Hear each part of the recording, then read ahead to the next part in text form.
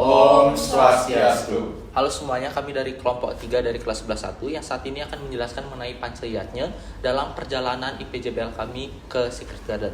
Sebelum kami lanjut lebih dalam, izinkan kami memperkenalkan diri. Nama saya Arya. Nama saya Denis. Nama saya Kanka. Nama saya Adi. Selamat menyaksikan. Saya akan menjelaskan mengenai pancayatnya.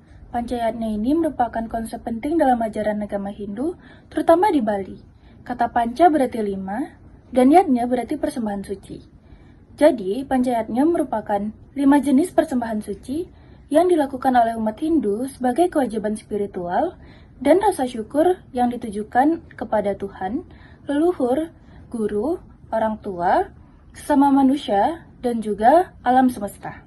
Pelaksanaan pancayatnya didasari oleh konsep trirena atau 3 hutang yang harus dilunasi oleh setiap manusia, yaitu 1.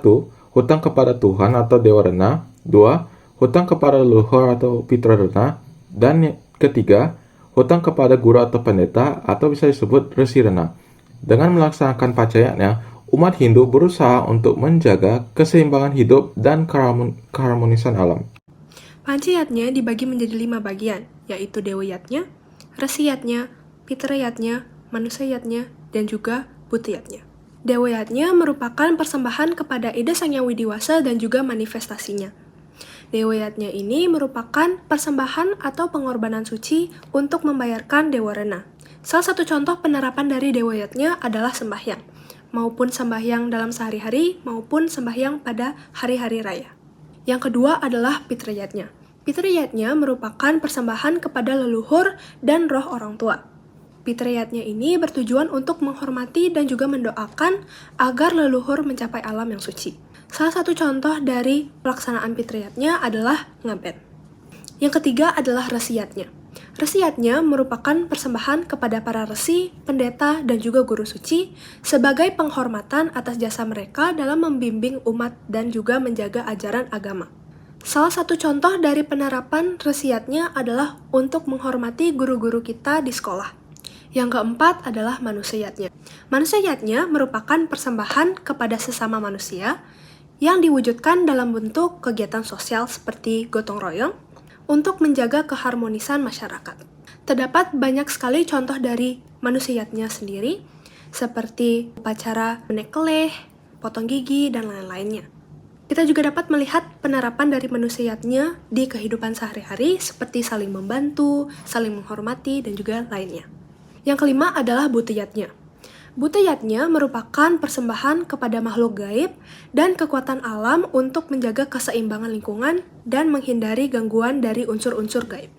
Contoh penerapan dari Buta Yatnya dalam kehidupan sehari-hari adalah seperti menjaga lingkungan, membuang sampah pada tempatnya, dan lain-lainnya. Dalam tugas IPJBL kelas 11-1, kita memutuskan untuk pergi ke suatu tempat yang berada di Bedugul dengan nama Secret Garden Village.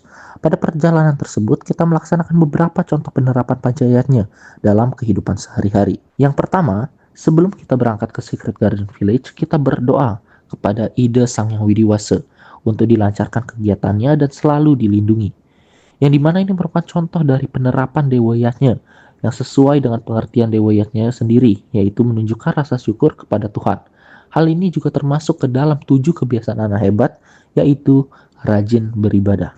Lalu, yang kedua adalah ketika kita, para murid, mendengarkan penjelasan dari tour guide yang dimana dalam situasi tersebut ia berperan sebagai guru dalam menjelaskan dan juga mengenali berbagai hal yang terdapat di sana. Hal tersebut merupakan contoh dari Resi Yatnya yang hormat dan juga mendengarkan guru dengan seksama.